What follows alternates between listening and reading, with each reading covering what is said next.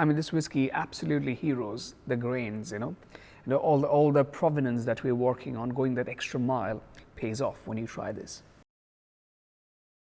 It is pretty much a homage to all the three grains that we use. Okay, it is a flavor creation, at its max, if you think, from the grain.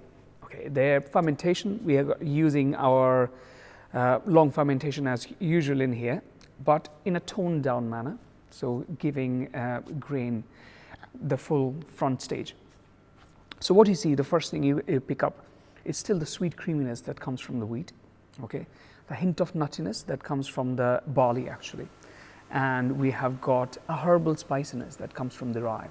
So these are all designed to be in there. That's why how we make our grain whiskey from multi-grain rather than just using one grain and malted barley. And then on the palate, it's beautiful creaminess that comes through, and it has got a very long finish. And the malted barley also brings in a lot more sweetness into the whole mix. The science behind making the grain whiskey is a bit different in a way that when we are doing the brew, we have a completely different temperature profiling. And when we talk about low and slow, this is also another big example of it. We start for a very low temperature of 45 degrees Celsius, which in the traditional whiskey industry will be starting at 63 in.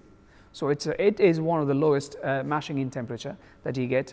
Again, low fermentation temperature, long fermentation, long and slow. And then when it comes to distillation, it goes to the pot distillation as usual.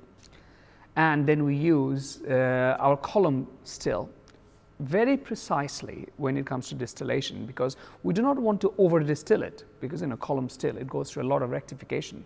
So it is nosing at the right time. It's all handmade whiskies, right? We do not have automation. So we nose every whiskey distillation to see is the right compounds and congeners and the flavor active compounds are coming at that time.